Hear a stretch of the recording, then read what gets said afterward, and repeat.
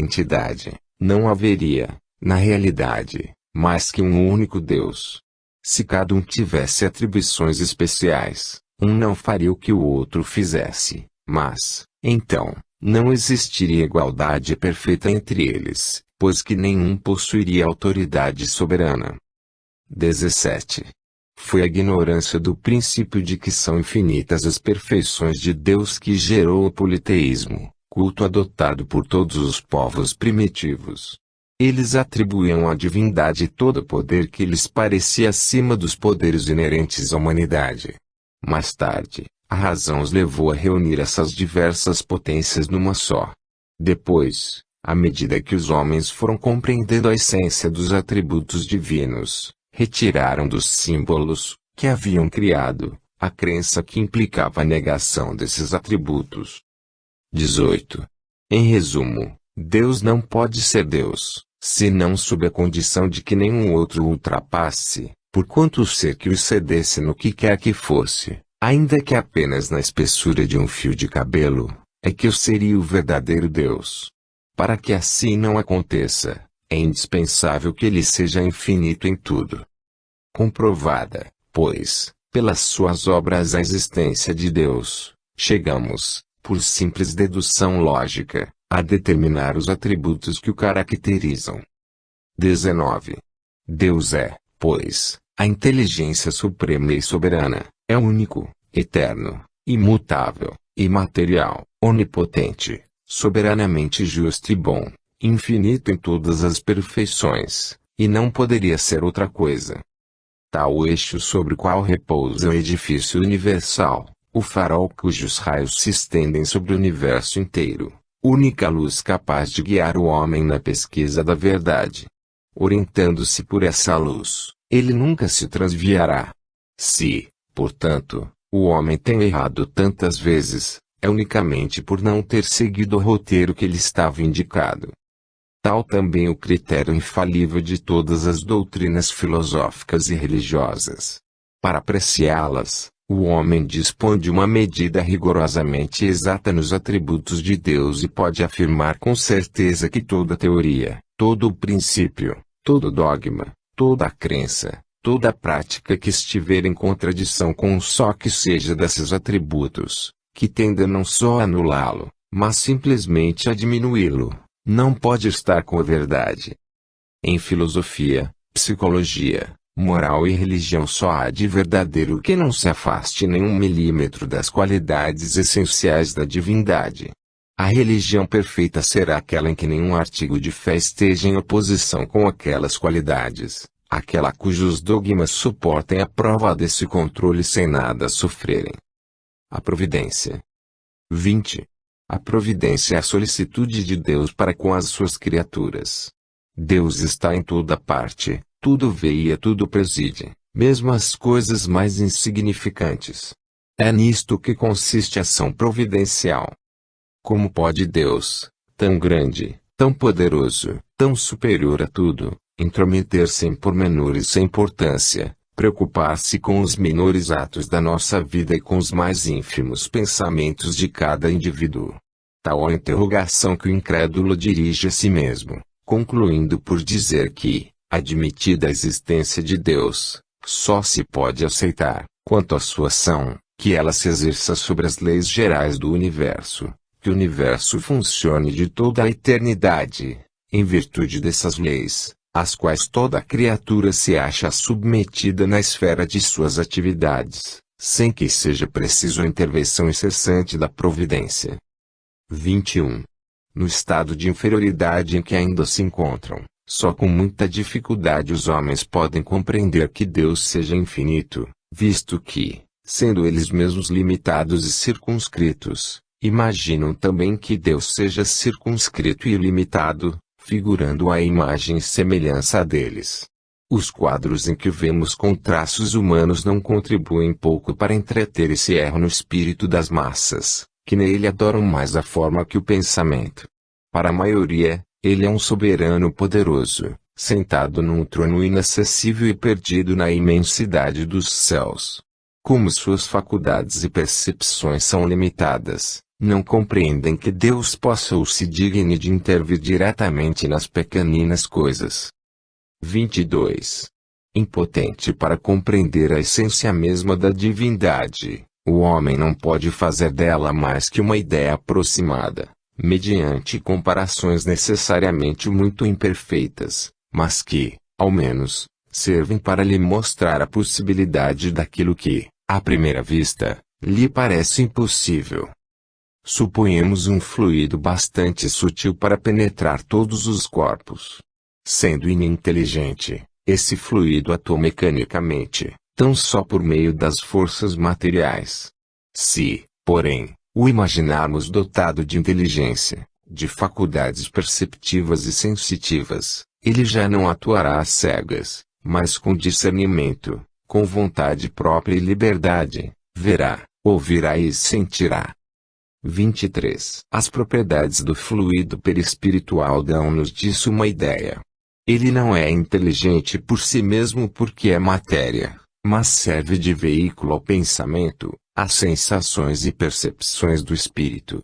O fluido perispiritual não é o pensamento do espírito, mas o agente intermediário desse pensamento.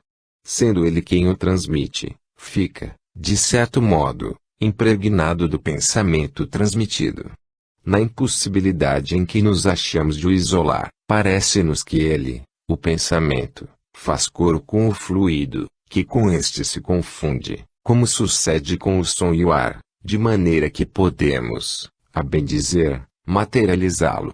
Assim como dizemos que o ar se torna sonoro, poderíamos, tomando o efeito pela causa, dizer que o fluido se torna inteligente. 24. Seja ou não assim no que respeita ao pensamento de Deus, isto é, quer o pensamento de Deus atue diretamente, quer por intermédio de um fluido, representemo-lo, para facilitar a nossa compreensão, sob a forma concreta de um fluido inteligente preenchendo o universo infinito, e penetrando todas as partes da criação, a natureza inteira mergulhada no fluido divino. Ora, em virtude do princípio de que as partes de um todo são da mesma natureza e têm as mesmas propriedades que ele, cada átomo desse fluido, se assim nos podemos exprimir, possuindo o pensamento, isto é, os atributos essenciais da divindade estando o mesmo fluido em toda parte, tudo está submetido à sua ação inteligente, à sua previdência, à sua solicitude. Não haverá nenhum ser, por mais ínfimo que o suponhamos, que de algum modo não esteja saturado dele. Achamo-nos, assim, constantemente em presença da divindade, não lhe podemos subtrair ao olhar nenhuma de nossas ações, o nosso pensamento está em contato incessante com o seu pensamento, havendo, pois, razão para dizer-se que Deus vê os mais profundos refolhos do nosso coração. Estamos nele, como ele está em nós, segundo a palavra do Cristo. Para estender a sua solicitude a todas as criaturas, Deus não precisa lançar olhar do alto da imensidade. Para que nossas preces sejam ouvidas, não precisam transpor o espaço, nem serem ditas com voz retumbante, porque, estando Deus continuamente ao nosso lado, os nossos pensamentos repercutem nele. Os nossos pensamentos são como os sons de um sino, que fazem vibrar todas as moléculas do ar ambiente. 25. Longe de nós o pensamento de materializar a divindade. A imagem de um fluido inteligente universal evidentemente não passa de uma comparação, mas capaz de dar uma ideia mais exata do que os quadros que o representam sob uma figura humana. Tem por objetivo tornar compreensível a possibilidade que tem Deus de estar em toda parte e de se ocupar com todas as coisas. 26. Temos constantemente sob as vistas um exemplo que nos permite fazer ideia da maneira pela qual talvez se exerça a ação de Deus sobre as partes mais íntimas de todos os seres e, por conseguinte, do modo por que lhe chegam as mais sutis impressões de nossa alma. Colhemos esse exemplo de uma instrução transmitida por um espírito a tal respeito. 27. O homem é um pequeno mundo, que tem como diretor o espírito e como princípio dirigido o corpo. Nesse universo, O corpo representará uma criação cujo Deus seria o espírito. Compreender bem que aqui há uma simples questão de analogia e não de identidade. Os membros desse corpo, os diferentes órgãos que o compõem, os músculos, os nervos, as articulações são outras tantas individualidades materiais, se assim se pode dizer, localizadas em pontos especiais do corpo. Embora seja considerável o número de suas partes constitutivas, de natureza tão variada e diferente, ninguém, contudo, poderá supor que se possam produzir movimentos, ou uma impressão em qualquer lugar, sem que o espírito tenha consciência do que ocorra. Há sensações diversas em muitos lugares simultaneamente. O espírito as sente todas, distingue, analisa, atribui a cada uma causa determinante e o ponto em que se produziu, tudo por meio do fluido perispirítico. Ocorre fenômeno semelhante entre Deus e a criação. Deus está em toda parte, na natureza, como o espírito está em toda parte, no corpo. Todos os elementos da criação se acham em relação constante com ele, como todas as células do corpo humano se acham em contato imediato com o ser espiritual. Não há, pois, razão para que fenômenos da mesma ordem não se produzam da mesma maneira, num e no outro caso. Um membro se agita, o espírito sente, uma criatura pensa, Deus o sabe. Todos os membros estão em movimento, os diferentes órgãos estão a vibrar, o espírito ressente todas as manifestações, as distingue e localiza. As diferentes criações, as diferentes criaturas se agitam, pensam, agem diversamente. Deus sabe tudo o que se passa e atribui a cada um o que lhe diz respeito. Daí se pode igualmente deduzir a solidariedade da matéria e da inteligência, a solidariedade entre si de todos os seres de um mundo, a de todos os mundos e, por fim, de todas as criações com o Criador. Quinemante, Sociedade de Paris, 1867. 28. Compreendemos o efeito, o que já é muito. Do efeito remontamos a causa e julgamos da sua grandeza pela grandeza do efeito. Sua essência íntima, contudo, nos escapa, como a da causa de uma imensidão de fenômenos. Conhecemos os efeitos da eletricidade, do calor, da luz, da gravitação, calculamos e, entretanto, ignoramos a natureza íntima do princípio que os produz. Será então racional negarmos o princípio divino simplesmente porque não o compreendemos? 29. Nada impede que se admita, para o princípio da soberana inteligência, um centro de ação, um foco principal a irradiar incessantemente, inundando o universo com seus eflúvios, como o sol faz com a sua luz. Mas onde está esse foco? É o que ninguém pode dizer. Provavelmente, não se acha fixado em determinado ponto, como não está a sua ação, sendo também provável que percorra constantemente as regiões do espaço ilimitado. Se simples espíritos têm o dom de ubiquidade, em Deus há de ser sem limites essa faculdade. Enchendo Deus o universo, poder-se-ia ainda admitir, a título de hipótese, que esse foco não precisa transportar-se, por se formar em todas as partes onde a soberana vontade julga conveniente que ele se produza, levando-nos a dizer que está em toda parte e em parte alguma. 30. Diante desses problemas insondáveis, a nossa razão deve humilhar-se. Deus existe, não há como duvidar disso. Por sua própria essência, ele é infinitamente justo e bom. A sua solicitude se estende a tudo, compreendemo-lo. Só o nosso bem, portanto, ele pode querer, razão pela qual devemos confiar nele, eis o essencial. Quanto ao mais, esperemos que nos tenhamos tornado dignos de o compreender. A visão de Deus. 31. Se Deus está em toda parte, por que não o vemos? Vê-lo-emos quando deixarmos a terra. Tais as questões que se formulam todos os dias. A primeira é fácil de responder. Nossos órgãos materiais têm percepções limitadas que os tornam inaptos à visão de certas coisas, mesmo materiais. Alguns fluidos nos fogem totalmente à visão e os instrumentos de análise, entretanto, nem por isso duvidamos da existência deles. Vemos os efeitos da peste, mas não vemos o fluido que a transporta. Vemos os corpos em movimento sob a influência da força de gravitação, mas não vemos essa força. 32. Os nossos órgãos materiais não podem perceber as coisas de essência espiritual. Só podemos ver os espíritos e as coisas do mundo imaterial com a visão espiritual.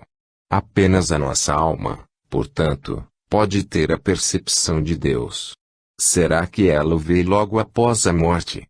A esse respeito, só as comunicações de além-túmulo nos podem instruir.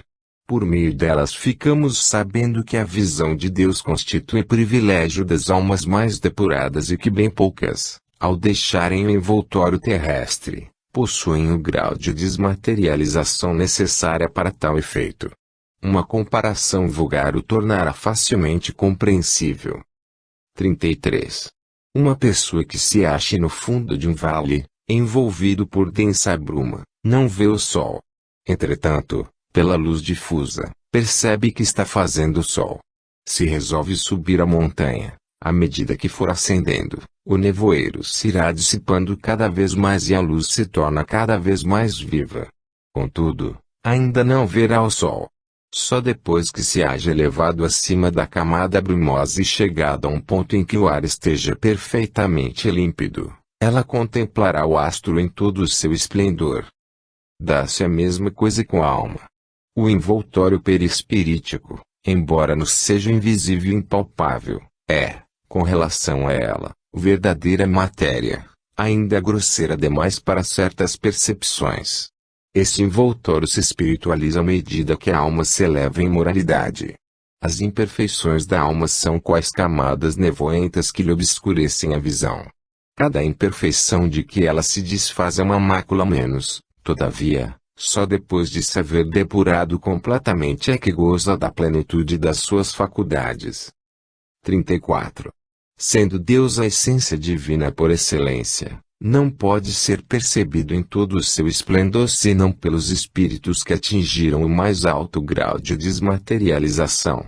Pelo fato de não verem a Deus, não se segue que os espíritos imperfeitos estejam mais distantes dele do que os outros, visto que, como todos os seres da natureza, estão mergulhados no fluido divino, do mesmo modo que nós estamos na luz. O que ocorre é que as imperfeições daqueles espíritos são quais vapores que os impedem de vê-lo.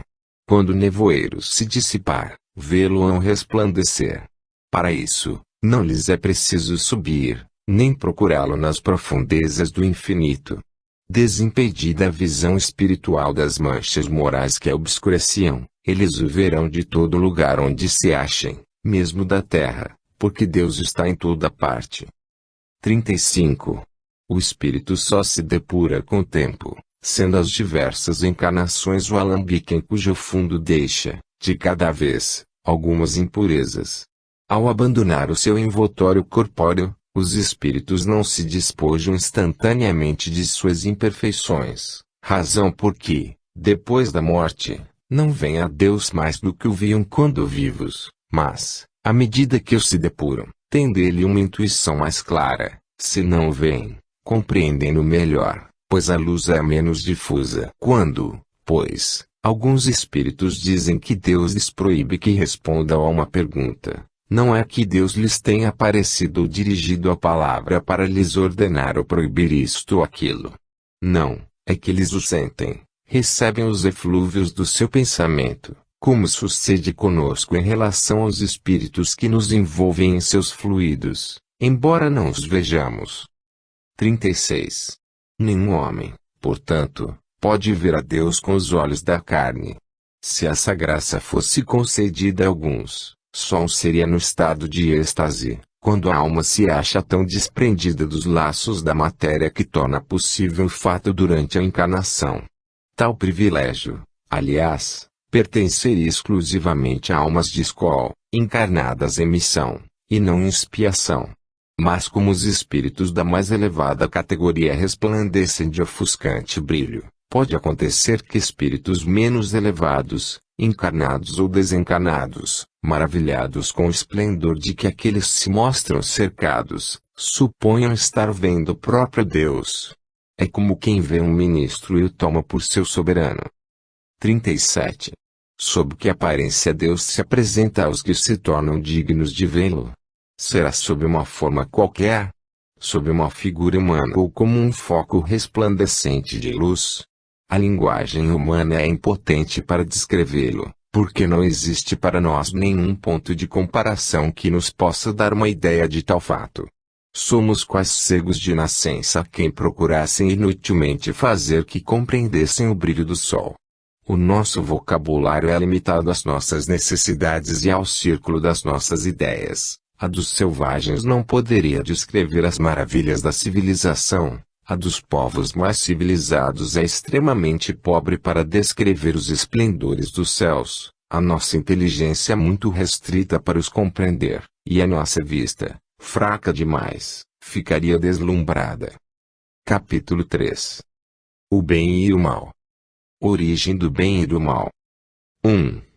Sendo Deus o princípio de todas as coisas e sendo tudo sabedoria, toda bondade, tudo justiça, tudo que dele procede há de participar dos seus atributos, porquanto que é infinitamente sábio, justo e bom nada pode produzir que seja irracional, mal e injusto. Logo, o mal que observamos não pode ter nele a sua origem. 2. Se o mal estivesse nas atribuições de um ser especial, quer se lhe chame Arimane, quer Satanás, de duas coisas uma, ou ele seria igual a Deus e, por conseguinte, tão poderoso quanto este, e de toda a eternidade como ele, ou lhe seria inferior. No primeiro caso haveria duas potências rivais, incessantemente em luta, cada uma procurando desfazer o que fizesse a outra, contrariando-se mutuamente. Esta hipótese é inconciliável com a unidade de vistas que se revela no ordenamento do universo. No segundo caso, sendo inferior a Deus, aquele ser lhe estaria subordinado. Não podendo existir de toda a eternidade como Deus, sem ser igual a este, teria tido um começo. Se foi criado, só poderia ter sido por Deus. Este, então, teria criado o espírito do mal, o que seria a negação da bondade infinita. Veja-se o céu e o inferno. Primeira parte, capítulo 9, os demônios. 3. Entretanto, o mal existe e tem uma causa. Os males de toda espécie, físicos ou morais, que afligem a humanidade apresentam duas categorias que importa distinguir: a dos males que o homem pode evitar e a dos que independem da sua vontade. Entre os últimos, é preciso que se incluam os flagelos naturais. O homem, cujas faculdades são limitadas, não pode penetrar nem abranger o conjunto dos desígnios do Criador, julga as coisas do ponto de vista da sua personalidade, dos interesses artificiais e convencionais que criou para si mesmo e que não se compreendem na ordem da natureza. É por isso que, muitas vezes, se lhe afigura mal e injusto aquilo que consideraria justo e admirável se lhe conhecesse a causa, o objetivo, o resultado definitivo. Pesquisando a razão de ser e a utilidade de cada coisa, reconhecerá que tudo traz o selo da sabedoria infinita e se dobrará a essa sabedoria, mesmo com relação às coisas que não compreende. 4. O homem recebeu em partilha uma inteligência com cujo auxílio lhe é possível conjurar, ou, pelo menos, atenuar os esforços de todos os flagelos naturais. Quanto mais saber ele adquire e mais se adianta em civilização, tanto menos desastrosos se tornam os flagelos. Com uma organização social sábia e previdente, chegará mesmo a neutralizar as suas consequências, quando não possam ser inteiramente evitados. Assim, mesmo com referência aos flagelos que têm certa utilidade para a ordem geral da natureza e para o futuro, mas que causam danos no presente, Deus facultou ao homem os meios de lhes paralisar os efeitos. É assim que lhe saneia as regiões insalubres, neutraliza os miasmas pestíferos, fertiliza terras incultas e trabalha por preservá-las das inundações, constrói habitações mais salubres, mais sólidas para resistirem aos ventos, tão necessários à depuração da atmosfera, e se coloca ao abrigo das intempéries. É assim, finalmente, que pouco a pouco a necessidade lhe faz criar as ciências, por meio das quais melhora as condições de habitabilidade do globo e aumenta o seu próprio bem-estar. 5. Tendo o homem que progredir, os males aos quais se acha exposto são um estimulante para o exercício da sua inteligência, de todas as suas faculdades físicas e morais, incitando-o a procurar os meios de evitá-los. Se nada tivesse a temer, nenhuma necessidade o induziria a procurar o melhor, seu espírito se entorpeceria na inatividade, nada inventaria nem descobriria. A dor é o aguilhão que impele o homem para a frente, na senda do progresso. 6. Porém, mais numerosos do que os males que o homem não pode evitar são os que ele cria pelos seus próprios vícios, os que provêm do seu orgulho, do seu egoísmo, da sua ambição, da sua cupidez, de seus excessos em tudo. Aí se encontra a causa das guerras e das calamidades que estas acarretam, das dissensões, das injustiças, da opressão do fraco pelo forte, enfim, da maior parte das doenças. Deus estabeleceu leis plenas de sabedoria, tendo por único objetivo o bem. O homem encontra em si mesmo tudo o que lhe é necessário para cumpri-las. Sua rota está traçada na consciência, e a lei divina está gravada no coração. Além disso, Deus lhe lembra disso constantemente por intermédio de seus messias e profetas, de todos os espíritos encarnados que trazem a missão de o esclarecer, moralizar e melhorar e, nestes últimos tempos, por uma infinidade de espíritos desencarnados que se manifestam em toda parte. Se o homem se conformasse rigorosamente com as leis divinas, certamente evitaria os males mais agudos e viveria feliz na terra. Se não o faz, é em virtude do seu livre-arbítrio, sofrendo assim as consequências do seu proceder. O Evangelho segundo o Espiritismo, capítulo V, itens 4. 5, 6 e seguintes. 7. Mas Deus, cheio de bondade, pôs o remédio ao lado do mal, isto é, faz que do próprio mal sair bem. Chega um momento em que o excesso do mal moral se torna intolerável e impõe ao homem a necessidade de mudar de vida. Instruído pela experiência, ele se sente compelido a procurar no bem o remédio de que necessita, sempre por efeito do seu livre-arbítrio. Quando toma o melhor caminho, é por sua vontade e porque reconheceu os inconvenientes do outro. A necessidade, pois, o constrange a melhorar-se moralmente, para ser mais feliz, do mesmo modo que o constrangeu a melhorar as condições materiais da sua existência. Item 5. 8. Pode-se dizer que o mal é a ausência do bem, como o frio é a ausência do calor. Assim como o frio não é um fluido especial, também o mal não é um atributo distinto, um é a antítese do outro. Onde não existe o bem, forçosamente existe o mal. Não praticar o mal, já é um princípio do bem. Deus somente quer o bem, só do homem procede o mal. Se na criação houvesse um ser preposto ao mal, ninguém o poderia evitar, mas, tendo o homem a causa do mal em si mesmo, e tendo ao mesmo tempo livre-arbítrio e por guia as leis divinas, evitá-lo-á sempre que o queira. Tomemos um fato vulgar por termo de comparação. Um proprietário sabe que nos confins de suas terras há um lugar perigoso, onde poderia perecer ou ferir-se quem por lá se aventurasse. Que faz a fim de prevenir os acidentes? Manda colocar perto um aviso, interditando ao transeunte ir mais longe, por causa do perigo. Aí está a lei, que é sábia e previdente. Se, apesar disso, um imprudente desatende o aviso, ultrapassa o ponto permitido e sai-se mal, de quem ele se pode queixar, senão de si mesmo. Dá-se a mesma coisa com o mal, o homem o evitaria se observasse as leis divinas. Deus, por exemplo, impôs limite à satisfação das necessidades. O homem é advertido pela sociedade, se ultrapassa esse limite, o faz voluntariamente. As doenças, as enfermidades, A morte que daí podem resultar provém da sua imprevidência, e não de Deus. 9. Sendo mal o resultado das imperfeições do homem e tendo sido este criado por Deus, dir-se-á que Deus não deixa de ter criado, senão o mal, pelo menos é causa do mal. Se Deus houvesse criado perfeito o homem, o mal não existiria.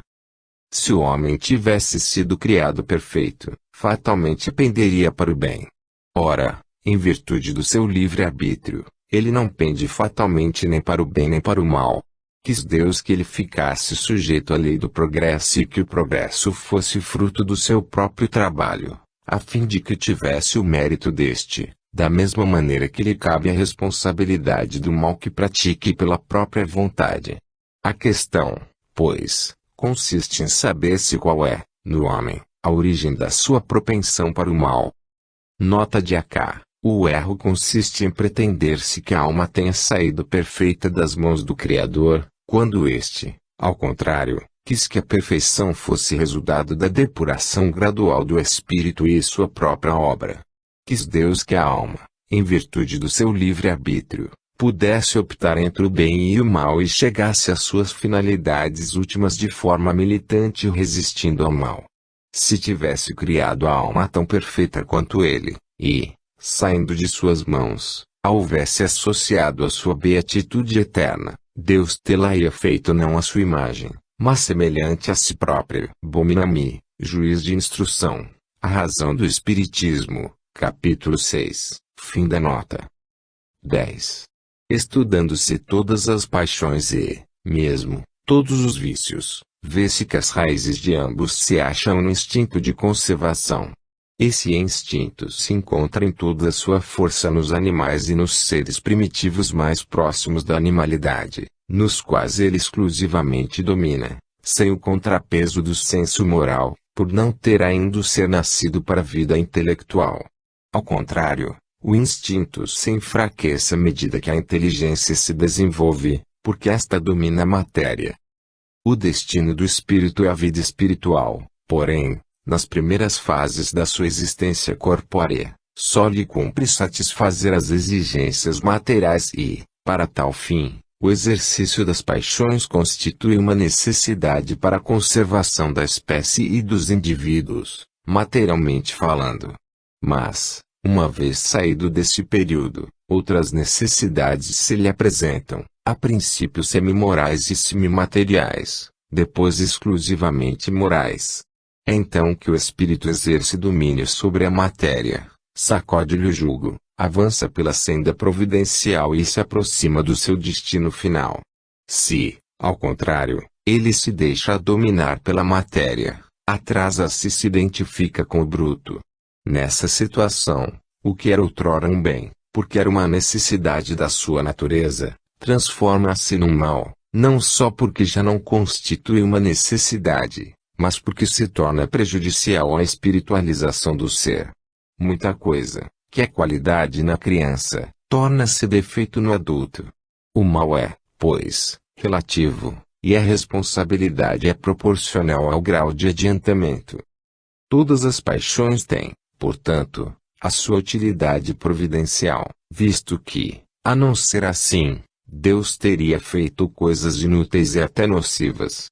É o abuso que constitui o mal, e o homem abusa em virtude do seu livre-arbítrio.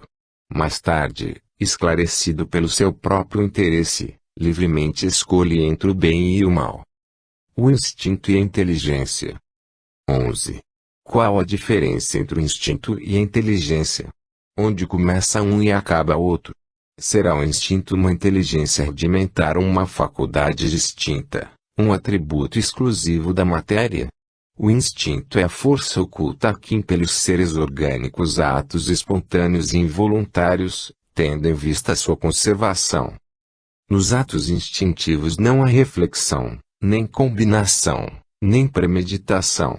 É assim que a planta procura o ar, se volta para a luz, dirige suas raízes para a água e para a terra em busca de nutrientes, que a flor se abre e fecha alternativamente, conforme as necessidades, que as plantas trepadeiras se enroscam em torno daquilo que lhes serve de apoio a ela e se fixam com as suas gavinhas. É pelo instinto que os animais são avisados do que lhes convém ou prejudica, que buscam, conforme a estação, os climas propícios, que constroem, sem ensino prévio, com mais ou menos arte, segundo as espécies, leitos macios e abrigos para sua prole, armadilhas para apanhar a presa de que se nutrem, que manejam com habilidade as armas ofensivas e defensivas de que são providos, que os sexos se aproximam, que a mãe choca os filhotes e que estes procuram o seio materno. No homem, o instinto domina exclusivamente no começo da vida. É por instinto que a criança faz os primeiros movimentos, toma o alimento, grita para exprimir suas necessidades, imita o som da voz, tenta falar e andar. No próprio adulto, certos atos são instintivos, tais como os movimentos espontâneos para evitar um risco, para fugir um perigo, para manter o equilíbrio do corpo, tais ainda o piscar das pálpebras para moderar o brilho da luz, o abrir maquinal da boca para respirar, etc. 12. A inteligência se revela por atos voluntários, refletidos, premeditados, combinados, de acordo com a oportunidade das circunstâncias. É incontestavelmente um atributo exclusivo da alma. Todo ato maquinal é instintivo. O ato que denota reflexão, combinação, deliberação é inteligente. Um é livre, o outro não o é. O instinto é um guia seguro, que nunca se engana. A inteligência, pelo simples fato de ser livre, está por vezes sujeita a errar. Se o ato instintivo não tem o caráter do ato inteligente, revela, todavia, uma causa inteligente, essencialmente apta a prever. Se admitir que o instinto procede da matéria, será forçoso admitir que a matéria é inteligente, até mesmo bem mais inteligente e previdente do que a alma, pois que o instinto não se engana, ao passo que a inteligência está sujeita a errar. Se considerar o instinto uma inteligência rudimentar, como se há de explicar que, em certos casos, seja superior à inteligência que raciocina? Como explicar que torne possível a execução de atos que esta não pode realizar? Se ele é atributo de um princípio espiritual especial, qual vem a ser esse princípio? Já que o princípio se apaga, dar-se-á que esse princípio se destrua. Se os animais são dotados apenas de instinto, não tem solução o destino deles e nenhuma compensação os seus sofrimentos, o que não estaria de acordo nem com a justiça, nem com a bondade de Deus. Capítulo 2, item 19. 13. Segundo outro sistema, o instinto e a inteligência teriam um só e mesmo princípio. Chegado a certo grau de desenvolvimento, esse princípio, que primeiramente apenas tivera as qualidades do instinto, passaria por uma transformação que lhe daria as da inteligência livre.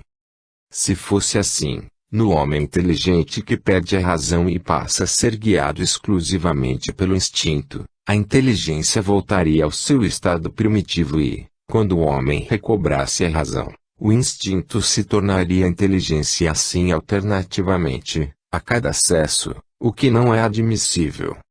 Aliás, a inteligência e o instinto se mostram muitas vezes simultaneamente no mesmo ato.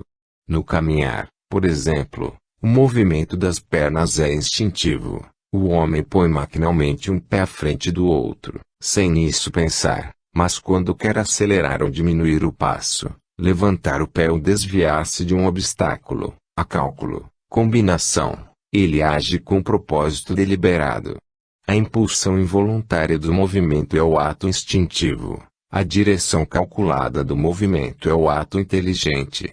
O animal carnívoro é impelido pelo instinto a se alimentar de carne, mas as precauções que tome e que variam conforme as circunstâncias, para agarrar a presa, a sua previdência das eventualidades são atos da inteligência. 14. Outra hipótese, que, aliás, se conjuga perfeitamente a ideia da unidade de princípio, ressalta do caráter essencialmente previdente do instinto e concorda com o que o Espiritismo ensina, no tocante às relações do mundo espiritual com o mundo corpóreo. Sabe-se agora que muitos espíritos desencarnados têm por missão velar pelos encarnados, dos quais se constituem protetores e guias, que os envolvem nos seus eflúvios fluídicos, que os homens agem muitas vezes de maneira inconsciente, sob a ação desses eflúvios. Sabe-se, além disso, que o instinto, que por si mesmo produz atos inconscientes, predomina nas crianças e, em geral, nos seres cuja razão é fraca. Ora, segundo esta hipótese, o instinto não seria atributo nem da alma nem da matéria, não pertenceria propriamente ao ser vivo, mas seria efeito da ação direta dos protetores invisíveis que supririam a imperfeição da inteligência, provocando atos inconscientes necessários à conservação do ser. Seria qual andador com que se amparam as crianças que ainda não sabem andar. Então, do mesmo modo que se deixa gradualmente de usar o andador à proporção que a criança se equilibra sozinha, os espíritos protetores deixam entregues a si mesmos os seus protegidos à medida que estes se tornam aptos a guiar-se pela própria inteligência. Assim, o instinto, longe de ser o produto de uma inteligência rudimentar e incompleta, celúia de uma inteligência estranha, na plenitude da sua força, inteligência protetora, supletiva da insuficiência, que é de uma inteligência mais jovem, que aquela compeliria a fazer, inconscientemente, para seu bem, o que ainda fosse incapaz de fazer por si mesma, que é de uma inteligência madura, porém, momentaneamente tolhida no uso de suas faculdades, como se dá com o homem na infância e nos casos de idiotia e de afecções mentais. Diz-se providencialmente que há um Deus para as crianças, para os loucos e para os ébrios. Esse ditado é mais verdadeiro do que se crê. Aquele Deus não é senão o espírito protetor, que vela pelo ser incapaz de se proteger, utilizando-se da sua própria razão. 15. Nesta ordem de ideias, ainda se pode ir mais longe. Por mais racional que seja, essa teoria não resolve todas as dificuldades da questão. Se observarmos os efeitos do instinto, notaremos logo de começo uma unidade de vistas e de conjunto, uma segurança de resultados, que cessam logo que a inteligência o substitui. Além do mais, reconheceremos profunda sabedoria na apropriação tão perfeita e tão constante das faculdades instintivas às necessidades de cada espécie. Semelhante unidade de vistas não poderia existir sem a unidade de pensamento, e esta é incompatível com a diversidade das aptidões individuais. Só ela poderia produzir esse conjunto tão harmonioso que se realiza desde a origem dos tempos e em todos os climas, com uma regularidade e uma precisão matemáticas, cuja ausência jamais se nota. A uniformidade no que resulta das faculdades instintivas é um fato característico que implica forçosamente a unidade da causa.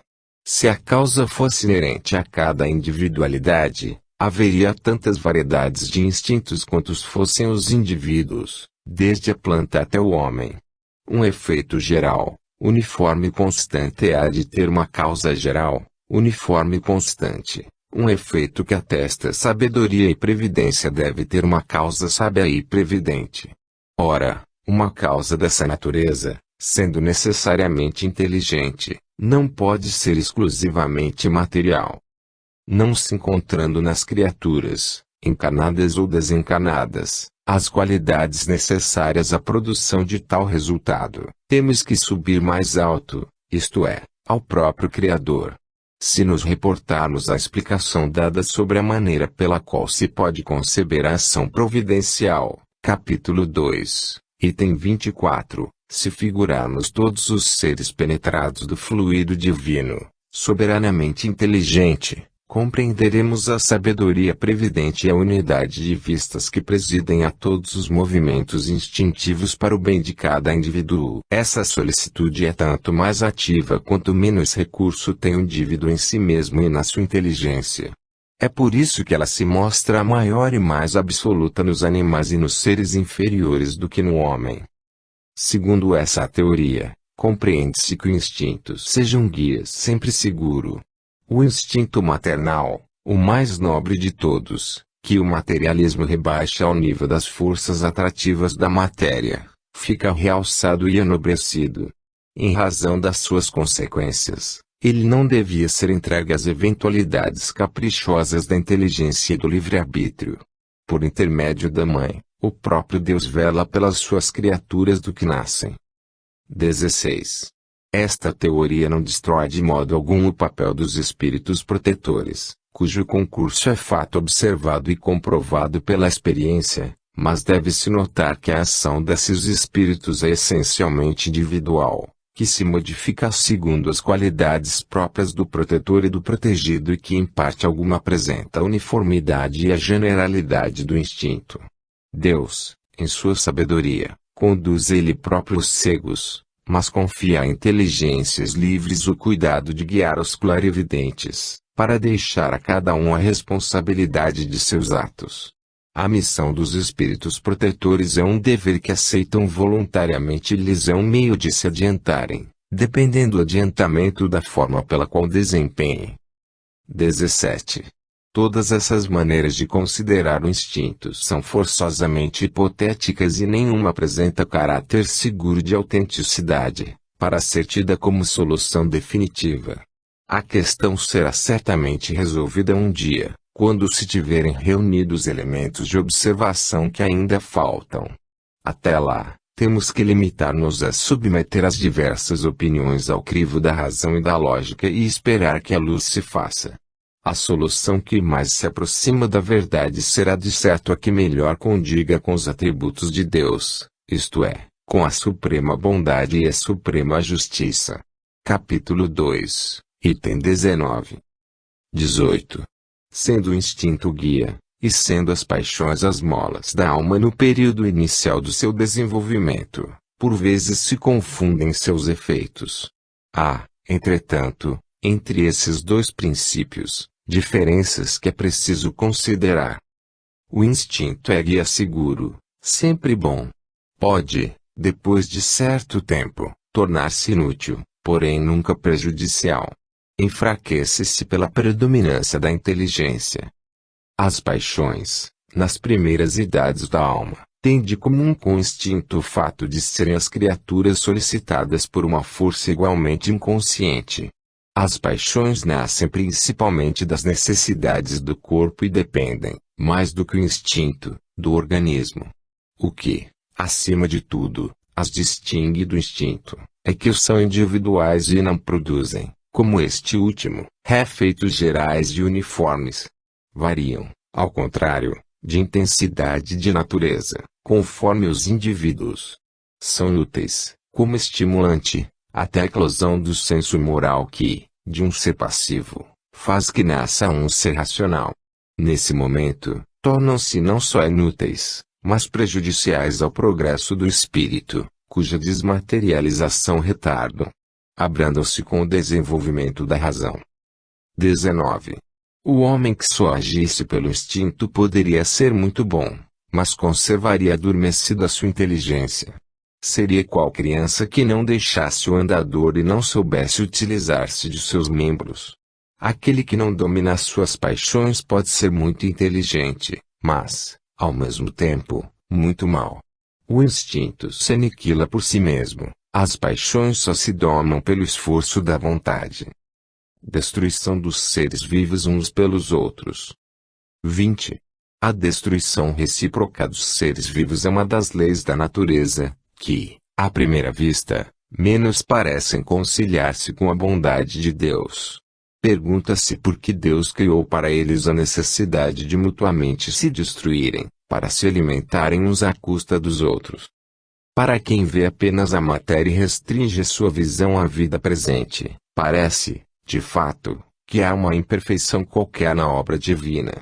É que em geral os homens julgam a perfeição de Deus do ponto de vista humano, medem a sabedoria divina pelo próprio julgamento que dela fazem, e pensam que Deus não poderia fazer coisa melhor do que eles próprios fariam.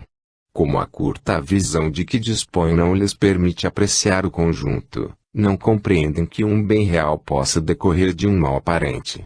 Só o conhecimento do princípio espiritual, considerado em sua essência verdadeira, bem como da grande lei de unidade, que constitui a harmonia da criação, pode dar ao homem a chave desse mistério e mostrar-lhe a sabedoria providencial e a harmonia, justamente onde apenas vê uma anomalia e uma contradição. 21. A verdadeira vida, tanto do animal quanto do homem, não está no envoltório corpóreo, do mesmo modo que não está no vestuário. Está no princípio inteligente que preexiste e sobrevive ao corpo. Esse princípio necessita do corpo para se desenvolver pelo trabalho que lhe cumpre realizar sobre a matéria bruta. O corpo se consome nesse trabalho, mas o espírito não se gasta, ao contrário, dele sai cada vez mais forte, mais lúcido e mais apto. Que importa, pois, que o espírito mude mais ou menos frequentemente de envoltório. Não deixa por isso de ser espírito. E absolutamente como se um homem mudasse 100 vezes no ano as suas vestes. Não deixaria por isso de ser homem. Por meio do espetáculo incessante da destruição, Deus ensina aos homens o pouco caso que devem fazer do envoltório material e lhes suscita a ideia da vida espiritual, fazendo o que a desejem como uma compensação. Deus, alegarão, não podia chegar ao mesmo resultado por outros meios, sem constranger os seres vivos a se entredevorarem. Se tudo é sabedoria em sua obra, devemos supor que esta não existirá mais num ponto do que em outros. Se não compreendemos assim, devemos atribuí-lo à nossa falta de adiantamento. Contudo, devemos tentar a pesquisa da razão do que nos pareça defeituoso, tomando por bússola este princípio: Deus há de ser infinitamente justo e sábio. Procuremos, portanto, em tudo, a sua justiça e a sua sabedoria e curvemo-nos diante do que ultrapasse o nosso entendimento. 22.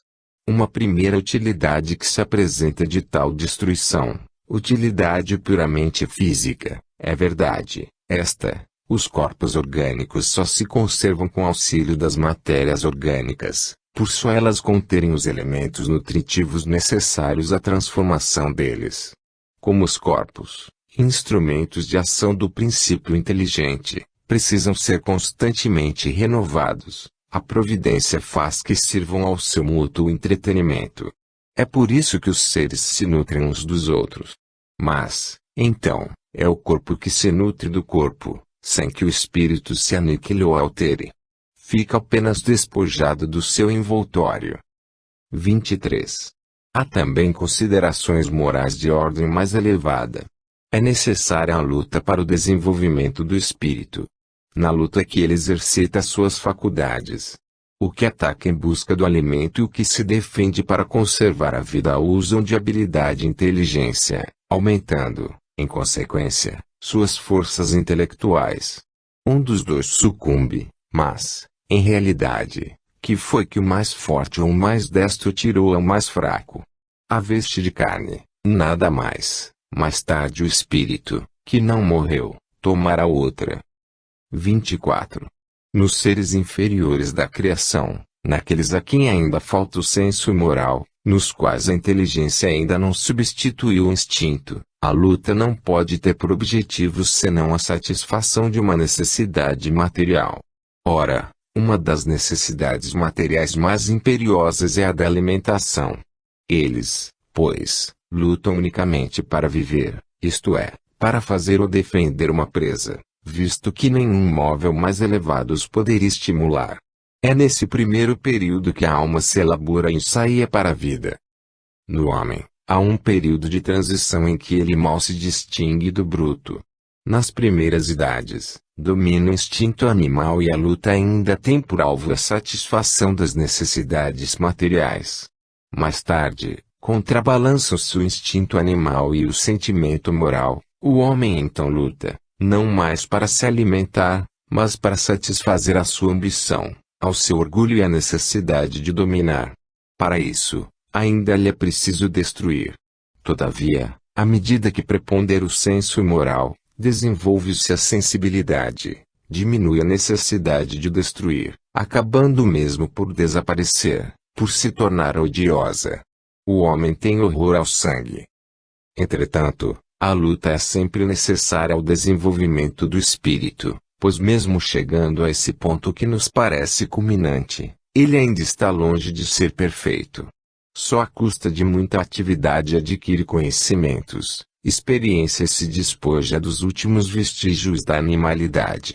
Mas, nessa ocasião, a luta, de sangrenta e brutal que era, se torna puramente intelectual. O homem luta contra as dificuldades, e não mais com os seus semelhantes.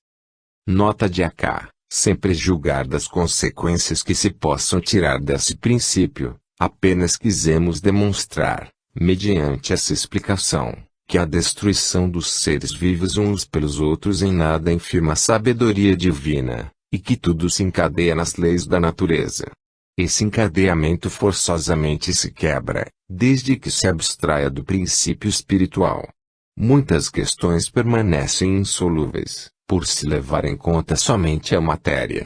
As doutrinas materialistas trazem em si o princípio de sua própria destruição.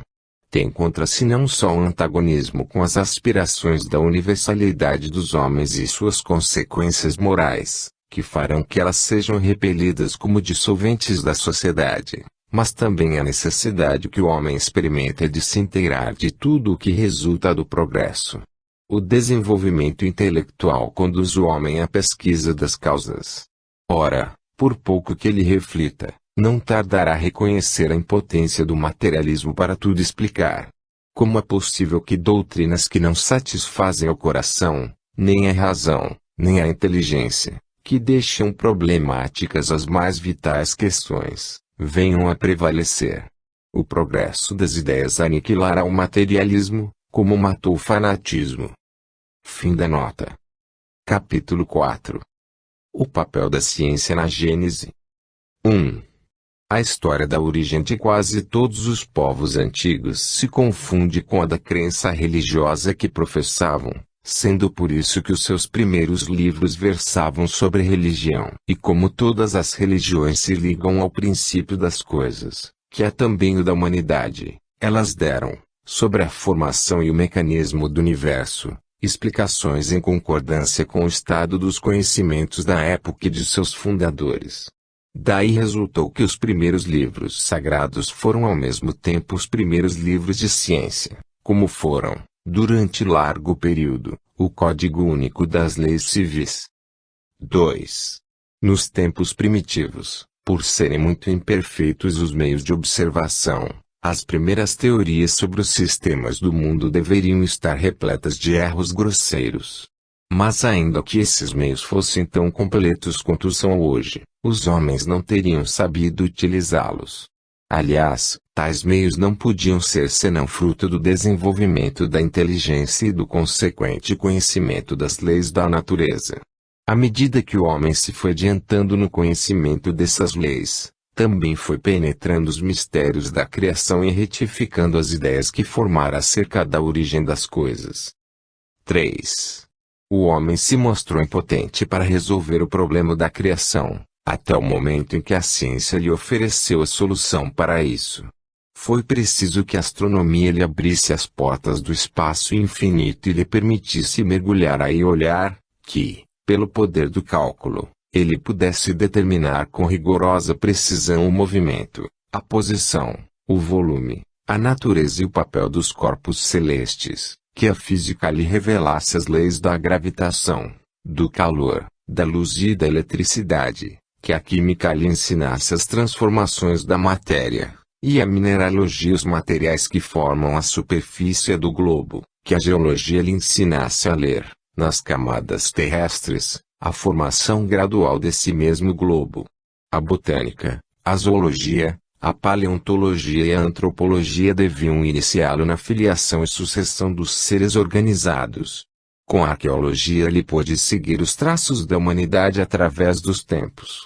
Em suma, todas as ciências, completando-se umas às outras, deviam trazer o seu contributo indispensável para o conhecimento da história do mundo.